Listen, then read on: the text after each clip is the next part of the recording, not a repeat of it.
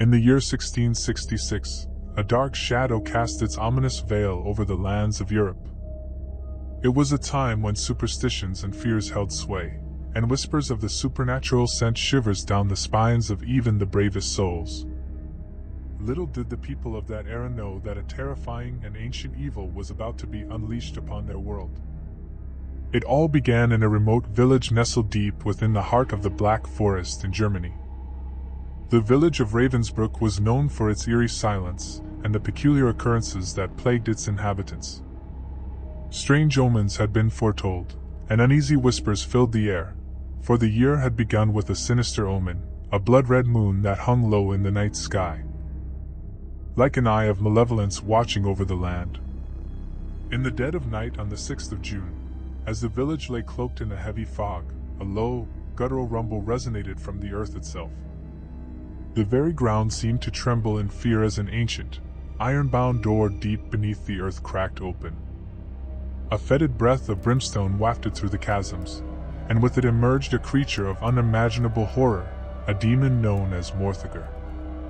Morthager, a monstrous fiend with ebony scales and eyes that burned with hellfire, had been imprisoned in the bowels of the earth for millennia, bound by chains forged by the gods themselves. However, a rift in the cosmic order had weakened his shackles, allowing him to escape his infernal prison. With malevolent intent, Morthager spread his demonic wings and soared into the night, casting a fiery trail across the sky.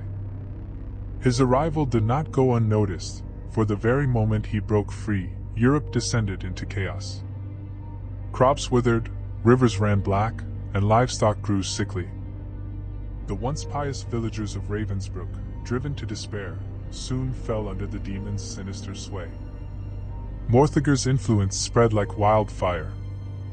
His dark power seeped into the hearts of men, igniting their darkest desires and prompting them to commit unspeakable acts. Villagers turned against one another, forming covens that worshipped the demon and carried out his wicked commands. As the demon's dark grip tightened, whispers of his reign of terror reached the ears of those who dared to resist. A small band of brave individuals, led by a wise and battle-hardened priest named Father Matthias, gathered to confront this ancient evil. Armed with holy relics and unwavering faith, they ventured into the heart of Ravensbrück. Their journey was perilous, fraught with supernatural obstacles and fiendish creatures spawned from the demon's malevolence. Yet they pressed on, their determination fueled by the knowledge that the fate of Europe hung in the balance. In a final confrontation beneath the gnarled roots of a massive oak tree, Father Matthias, wielding a relic of divine power, faced Morthager. A battle of cosmic proportions ensued, with the heavens themselves bearing witness to the struggle between good and evil. With a blinding flash of holy light, Father Matthias banished the demon back to the depths of hell from whence he came, sealing the infernal rift and restoring peace to the land. The skies cleared, the land healed, and the villagers of Ravensbrück were freed from their demonic bondage. The legend of Morthager's rampage in 1666 would be told for generations to come, a grim reminder of the ever-present struggle between light and darkness, and the unwavering courage of those who dared to stand against the forces of evil.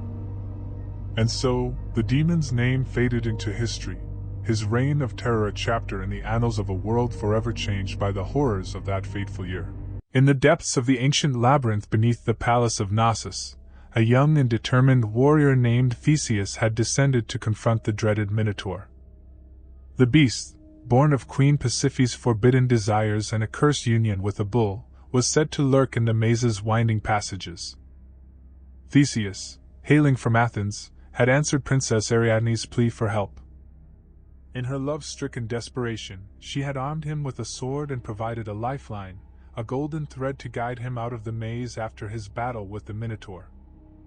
As Theseus ventured deeper into the labyrinth, the walls seemed to close in around him, and the air grew thick with dread.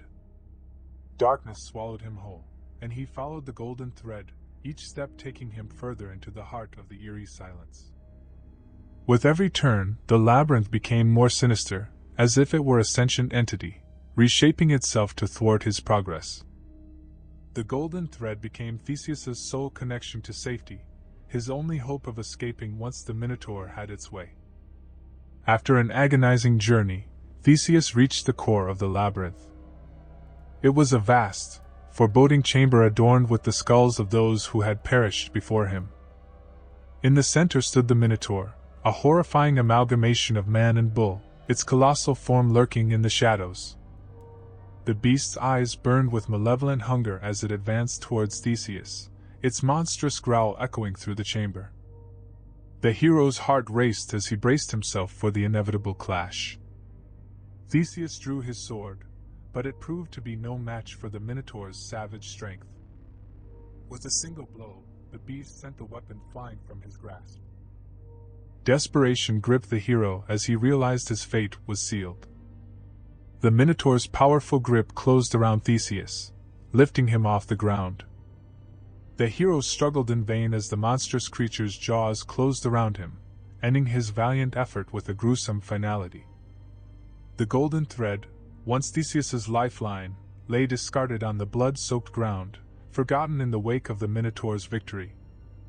The creature's roars of triumph reverberated through the labyrinth, marking the end of the young warrior's journey and the continued reign of terror in the depths beneath Knossos. In the bleak winter of 1888, nestled deep within the heart of the Himalayas, there existed a remote village named Karagosa. This village, isolated from the rest of the world, remained untouched by the rapid changes sweeping across the globe. It was a place where legends came to life, and where fear coiled around the very soul of its inhabitants.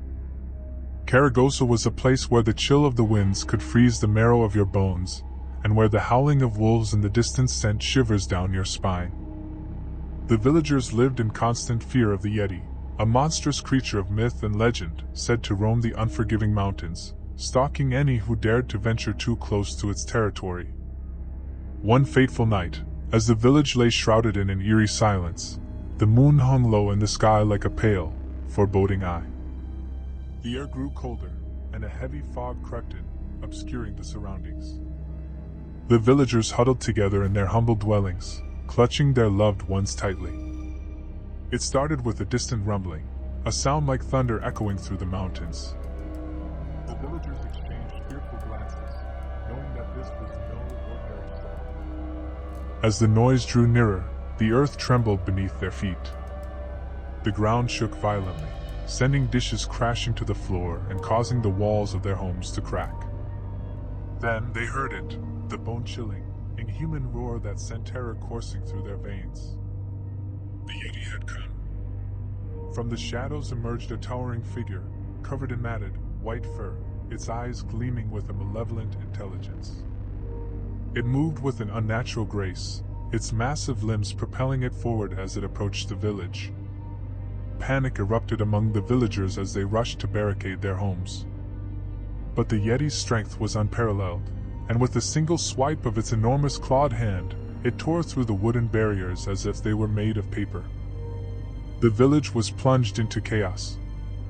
The Yeti, driven by an insatiable hunger or a primal rage, began its ruthless rampage. It tore homes asunder, crushing them beneath its massive feet, and its deafening roars filled the night air.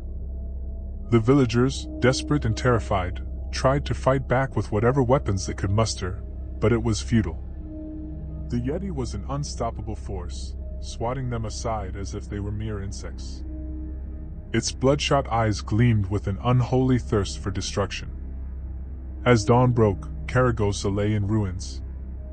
The once thriving village had been reduced to smoldering rubble, and the villagers who had survived were left with only the haunting memory of the nightmarish invasion. The Yeti, having satisfied its primal urge, retreated into the mountains, leaving behind a trail of devastation and despair. In the years that followed, Karagosa became a ghost town, a chilling reminder of the horrors that lurked in the heart of the Himalayas. The legend of the Yeti's invasion lived on, a cautionary tale whispered from generation to generation, ensuring that the memory of that fateful night would never be forgotten, a night when the ancient terror of the mountains had descended upon a small, defenseless village, leaving it in ruins and forever haunted by the presence of the elusive and terrifying Yeti. In the moonlit heart of 18th century France, a small village nestled deep within the dense woods was shrouded in an ancient and gruesome secret. When the silver glow of the full moon bathed the land, terror descended upon the unsuspecting inhabitants of the hamlet. For it was here that a curse had been born, one that would haunt the village for generations. In a dimly lit cottage at the edge of the forest, a young man named Etienne, a sturdy and hard-working woodcutter, was destined to become the latest victim of this unholy curse. He had lived his entire life in blissful ignorance of the horrors that lurked beneath the surface of his tranquil village. But as he reached his 25th birthday, the malevolent forces that had haunted his ancestors for centuries began to awaken within him. It was the night of the full moon when the transformation would begin.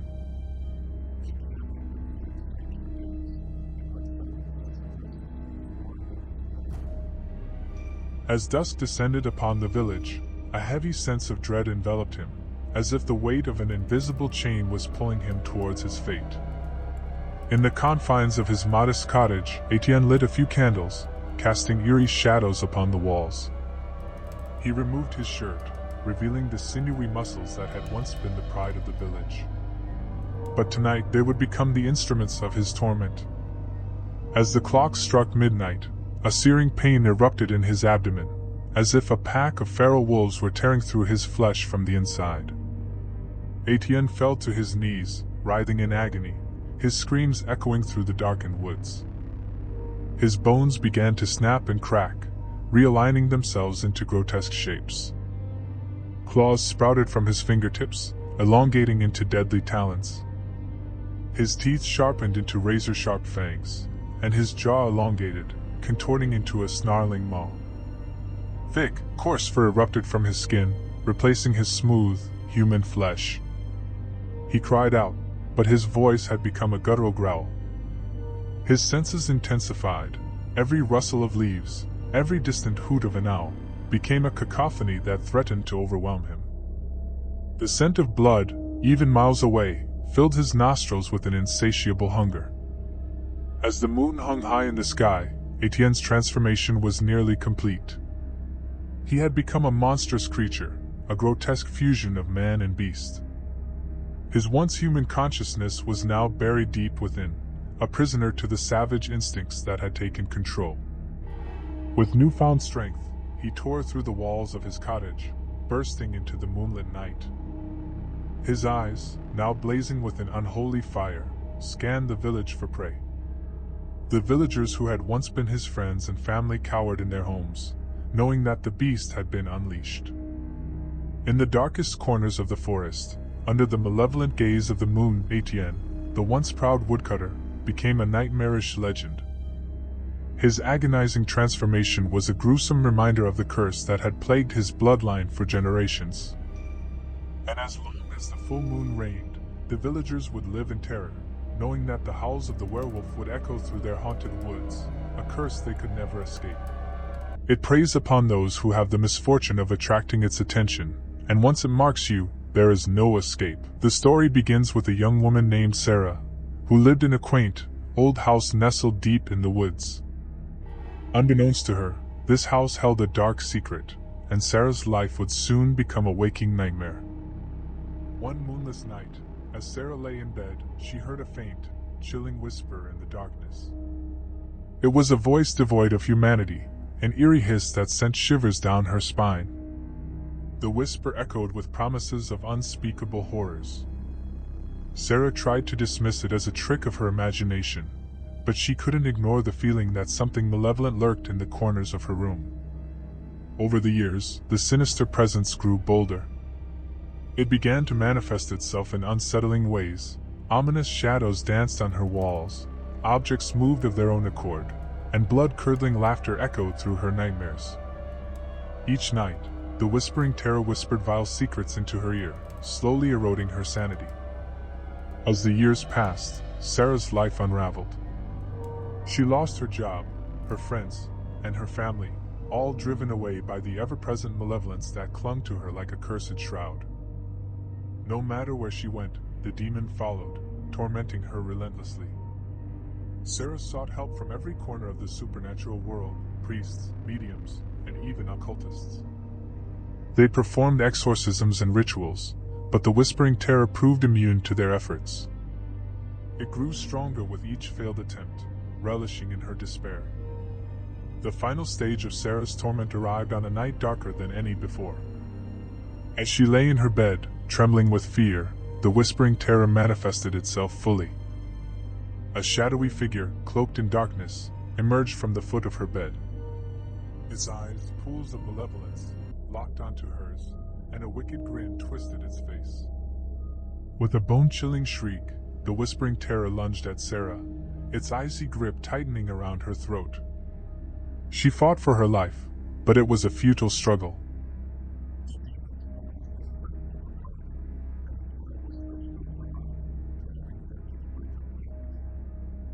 As the first light of dawn broke through her window, Sarah's lifeless body was found, her eyes wide with terror, and her face eternally marked with the horrors she had witnessed. The demon, having claimed its victim, retreated into the shadows, satisfied for the moment. But the Whispering Terror was never truly gone. It lingered, a malevolent specter, ready to seek out its next victim, its whispers of doom echoing through the night, waiting to plunge another soul into the abyss of darkness. Beware the Whispering Terror, for once it marks you, there is no escape from its relentless, eternal torment. In the early 1700s, nestled deep within the heart of the Kentucky wilderness, there existed a remote settlement known as Moonshadow Hollow. It was a place untouched by civilization, where pioneers had carved out a fragile existence on the edge of the unknown. But what lurked in the shadows of those ancient forests would forever haunt the nightmares of those who dared to venture too close. On a fateful night, the full moon hung low in the sky, casting eerie silver light upon the clearing where Moonshadow Hollow's cabins huddled close together. A bone-chilling howl pierced the night, sending shivers down the spines of the settlers. They knew all too well the legend that had been passed down from generation to generation, the legend of the Kentucky Beast. This beast was no ordinary creature. Standing at an astonishing 15 feet tall, with matted, fur-covered muscles rippling beneath its skin, it was a monstrous abomination, a twisted fusion of man and wolf. Its eyes, blood-red and gleaming with malevolence, scanned the cabins, hungering for the taste of human flesh. Moonlight glinted off rows of razor-sharp fangs, and as it bared its teeth in a sinister grin, the settlers could see the gore-stained evidence of its previous hunts. The Kentucky Beast moved with terrifying agility. It could leap through the air, effortlessly clearing 50 feet in a single bound. As it prowled through the settlement, its massive paws left deep impressions in the earth, a grotesque testament to its unnatural power. It stalked its prey with cruel intelligence, picking off the settlers one by one. The night was filled with screams and the sounds of desperate struggles, but no one could escape the relentless predator. The survivors, paralyzed with fear, huddled in their cabins, praying for morning's light to banish the abomination. But the beast was cunning, and it knew how to isolate its victims. One by one, it breached the cabins, tearing through walls and defenses with its incredible strength. The moon hung high in the sky, seemingly mocking the desperate settlers. The once thriving community of Moonshadow Hollow had been reduced to a graveyard, its cabins splintered and stained with blood. The air was thick with the stench of death, and the woods themselves seemed to echo with the agonized cries of the fallen. As the first rays of dawn began to break, the Kentucky Beast retreated into the shadows, vanishing like a ghost. It left behind a settlement of horrors, a chilling reminder that there were forces in the wilderness that no pioneer could conquer. Moonshadow Hollow had become a cursed place, its soil soaked with the blood of the innocent, and the legend of the monstrous werewolf became a cautionary tale for generations to come. In the heart of the Kentucky wilderness, the ghostly howls of the beast would forever haunt the nightmares of those who dared to tread too close to Moonshadow Hollow. A terrifying reminder of the monstrous evil that lurked in the darkness.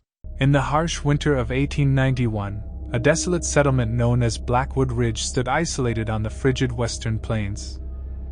The settlers, desperate for a new beginning, had braved the unforgiving wilderness to forge a life far away from the trappings of civilization.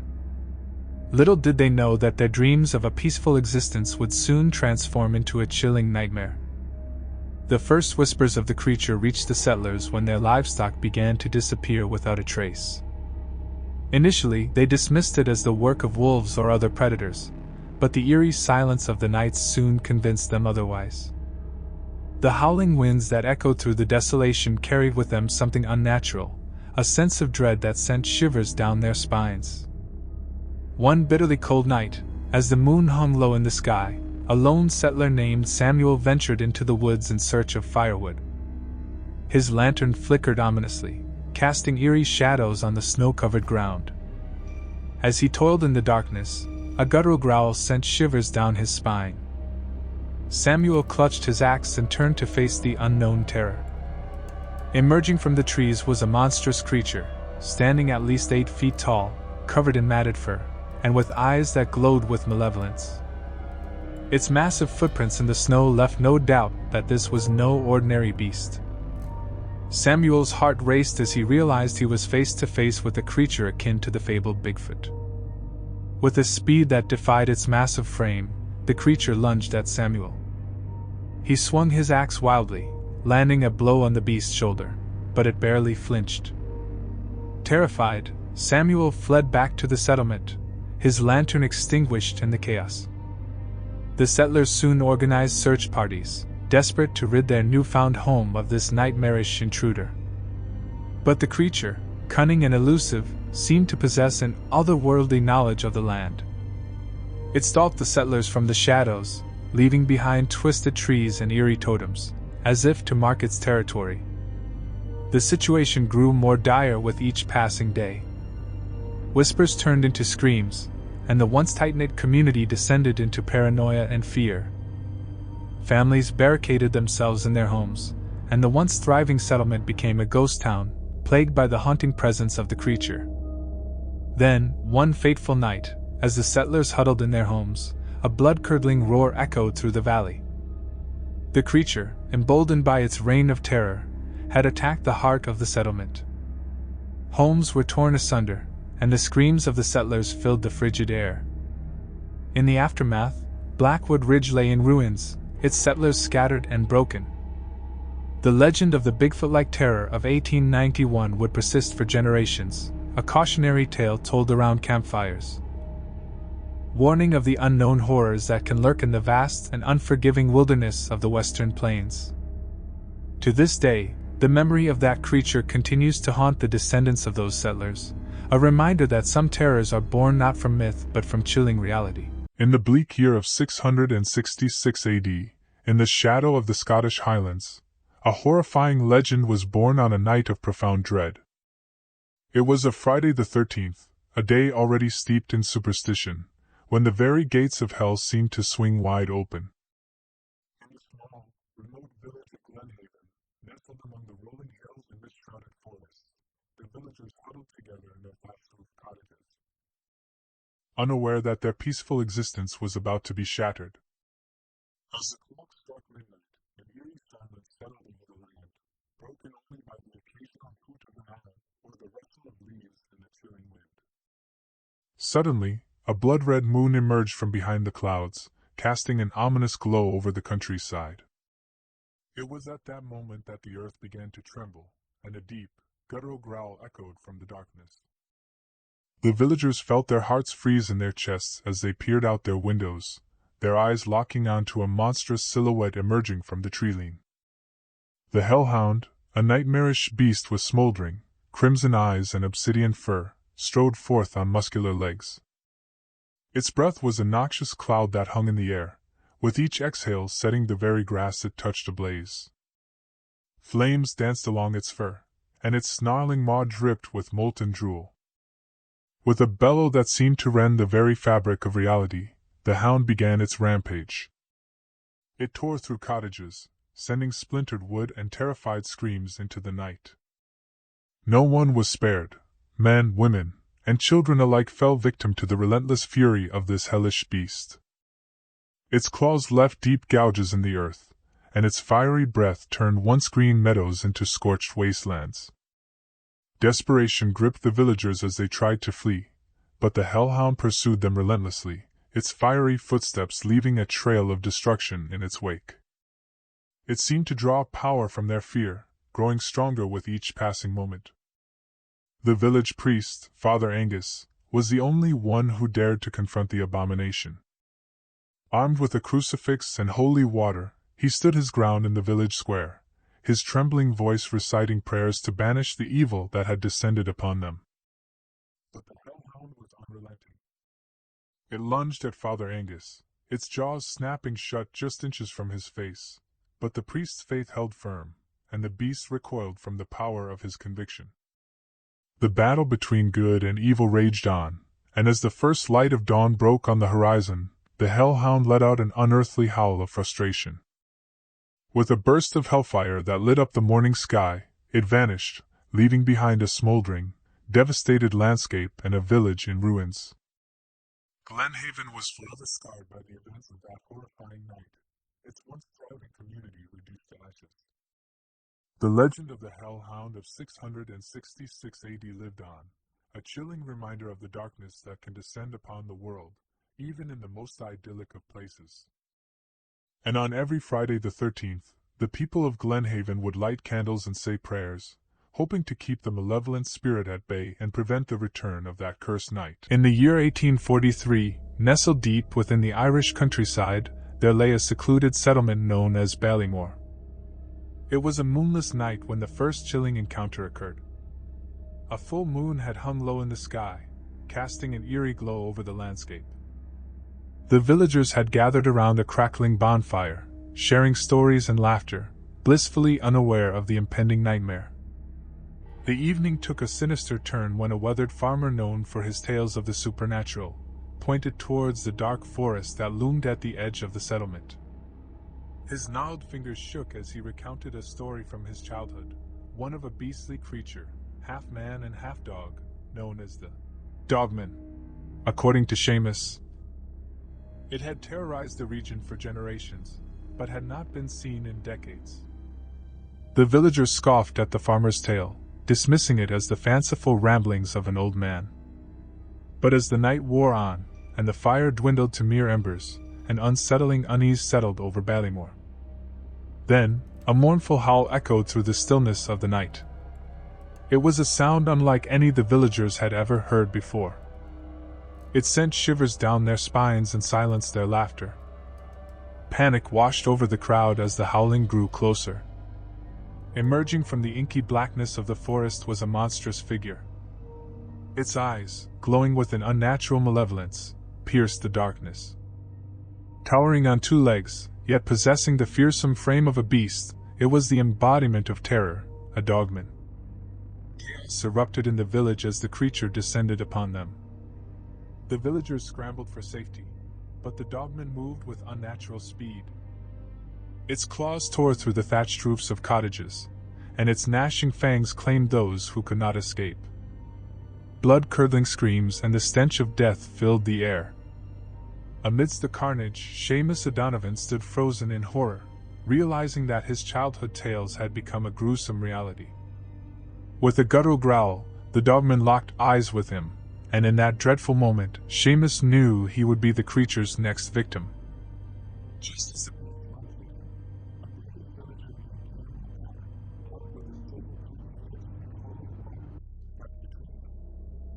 he invoked the name of God, commanding the dogman to retreat. The creature recoiled, its eyes filled with agony, and it vanished into the shadows from whence it came. The village of Ballymore lay in ruins, its once thriving community decimated by the merciless dogman. The survivors bore the scars, both physical and emotional, of that fateful night.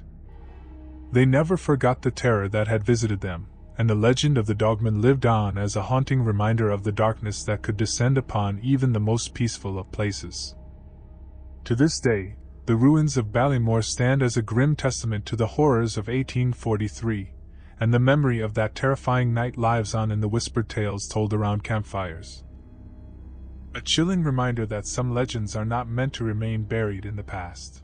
The Black Shuck, also known simply as Shuck or Old Shuck, is a legendary and terrifying phantom hound that haunts the folklore of East Anglia in England. This ominous and ghostly canine has terrified the imaginations of the locals for centuries with its eerie appearances.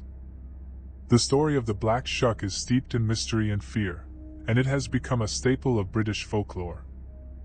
The legend of the Black Shuck varies from one account to another, but certain elements remain consistent throughout the tales. The most common description of the Black Shuck is that of a large, black dog with fiery red or glowing eyes. Its fur is said to be coarse and shaggy, and it emits an otherworldly, sulfurous stench. The creature is typically described as being as big as a calf or even as large as a horse. One of the most famous and chilling encounters with the Black Shuck is said to have occurred on August 4, 1577, in the small coastal village of Bungay in Suffolk. On that fateful day, as parishioners gathered for an evening service at St. Mary's Church, a violent thunderstorm raged outside. Suddenly, the doors of the church burst open, and the Black Shuck, with its eyes aflame, entered the sacred space. It ran through the church, causing the floor to split open and leaving scorch marks on the door. Shockingly, 2 people were reportedly killed by the creature during this incident, while others were injured or left traumatized. Similar encounters with the Black Shuck have been reported throughout the region over the centuries. Some believe that seeing the Black Shuck is an omen of death or misfortune, while others see it as a malevolent force sent to terrorize the living. The legend of the Black Shuck is often linked to other folk tales and ghost stories in East Anglia. Some versions suggest that the creature is the ghost of a hellhound that once belonged to a medieval monk or a hermit, while others speculate that it is a supernatural guardian of ancient burial sites or a harbinger of doom. Whether the Black Shuck is a mythical creature born of superstition or a real-life apparition is a matter of debate. Skeptics suggest that many of the accounts are exaggerated or fabricated, while believers argue that the legend holds a kernel of truth. Regardless of its origins, the Black Shuck continues to be a spine-tingling part of East Anglian folklore, serving as a cautionary tale to those who dare to venture into the shadowy corners of the English countryside, especially on stormy nights when the wind howls and the rain pours down. For it is said that the Black Shuck still roams the land, waiting to strike fear into the hearts of those who encounter it. In the realm of the supernatural, there exists a place infamous for its dark secrets and malevolent entities, the Skinwalker Ranch. It had long been a hotspot for paranormal activity, a breeding ground for the unexplainable. And for those daring enough to seek the truth, it was both a curse and a fascination.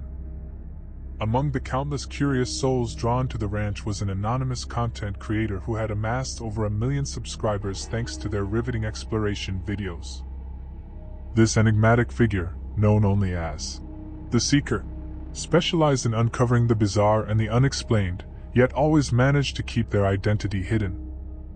The Seeker had faced many eerie phenomena on their channel, but nothing could have prepared them for what lay ahead when they embarked on their journey to the Skinwalker Ranch. The Seeker was confident, determined to capture on film the elusive creature that had plagued Native American legends for centuries. As night descended upon the desolate landscape, the Seeker, accompanied by a small crew, set up camp near the ranch.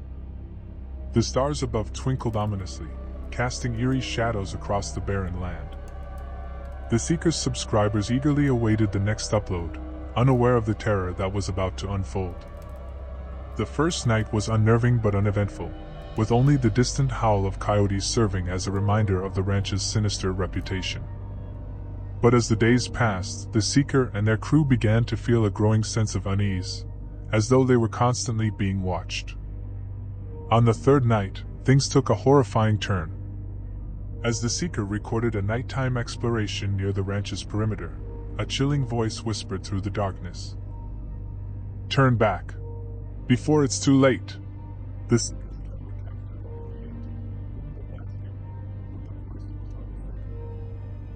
panic coursed through their veins as they realized they were not alone.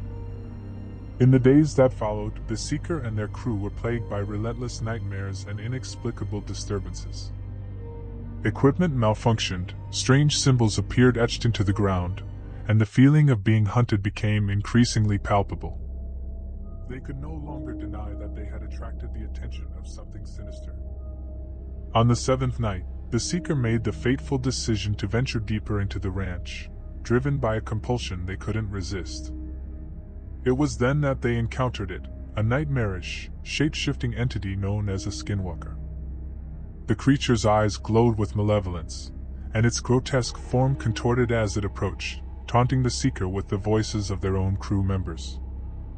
A desperate chase ensued as the seeker and their crew fled through the darkness, their camera capturing only chaotic glimpses of the relentless pursuit. The skinwalkers seemed to be everywhere, taking on the forms of loved ones and tormenting them with whispered secrets. In the end, the seeker and their crew barely escaped with their lives, battered and traumatized. They made a solemn pact to never share the footage they had captured, for the horrors they had witnessed were too terrifying to be unleashed upon the world. The seeker's YouTube channel remained silent, their once eager subscribers left in the dark. The Skinwalker Ranch had claimed another victim, and the seeker had learned a harrowing lesson: some truths were never meant to be uncovered, and some terrors were better left unshared. In the heart of the American colonies, in the crisp autumn of 1775, nestled deep within the dense forests, was a place where the whispers of the wilderness met the dreams of pioneers, and where the flickering glow of oil lamps fought valiantly against the encroaching darkness of the forest. The people of Ravenswood were hardy and close-knit, bound together by the challenges of the untamed wilderness. But there was something unsettling about the forest that surrounded them. It was as if the ancient trees held secrets that they dared not reveal. One fateful evening, a hush descended upon the settlement. The villagers gathered in the dimly lit tavern, where tales of strange happenings were shared over mugs of ale. They spoke of eerie sounds echoing through the woods, like mournful cries of lost souls, and whispered of strange shadows moving in the moonlight. A mysterious figure emerged from the shadows of the tavern, a traveler dressed in tattered clothes. He introduced himself as Elias, a wanderer who had seen the world and carried with him stories of lands far beyond the frontier. As the night wore on, Elias's stories grew stranger and more unsettling. He spoke of a creature, an unknown entity that haunted the outskirts of Ravenswood. According to Elias, this creature was a shapeshifter, a being capable of taking on any form it desired. It had the ability to blend seamlessly with its surroundings, making it nearly impossible to detect until it was too late. Fear rippled through the tavern as Elias recounted tales of the creature's malevolent tricks, its mimicry of loved ones, and its insatiable appetite for human flesh. As the nights passed, paranoia gripped the settlers. The forest, once a source of sustenance and shelter, now felt like an impenetrable labyrinth filled with unseen horrors. Shadows danced menacingly, and every rustling leaf became a harbinger of doom. One by one, the villagers began to disappear. Families awakened to find their loved ones missing, their beds empty, and their cabins silent. The once thriving community of Ravenswood withered as fear and distrust tore it apart. Accusations flew like arrows, and friends turned against friends, all suspecting one another of being the shape-shifting creature. Elias, the mysterious traveler, vanished into the night, leaving behind only whispers of his eerie tales. As the days turned to weeks, the once prosperous settlement descended into chaos and despair. The forest seemed to close in, suffocating the remaining villagers with its ominous presence. Then, one fateful night, the creature revealed itself in all its malevolent glory. It emerged from the shadows, a grotesque amalgamation of twisted forms, shifting from one monstrous shape to another. The settlers, who had once been a united community, were now fractured and defenseless. With ruthless efficiency, the creature stalked through the settlement, its bloodlust unquenchable. It tore through cabins, leaving behind a trail of destruction and death. The cries of the dying echoed through the forest, a haunting lament for the doomed settlers of Ravenswood. By the time the sun rose on that dreadful morning, the once thriving settlement was reduced to smoldering ruins and silent, lifeless streets. The forest reclaimed its territory, erasing all traces of human existence. Ravenswood had become a ghost town, its history buried beneath layers of foliage and fear. To this day, the legend of the unknown creature is a warning to those who dare to venture too deep into the untamed wilderness. In the heart of the Appalachian Mountains, nestled deep within the thick forests of West Virginia, there existed a legend that chilled the bones of those who dared to speak its name. They called it the Rake, a creature of unspeakable horror that lurked in the darkest corners of the woods, drainage tunnels, and alleyways. It was on a cool, misty autumn evening that Jacob, a fearless explorer with a passion for the unknown, ventured into the dense woods of West Virginia.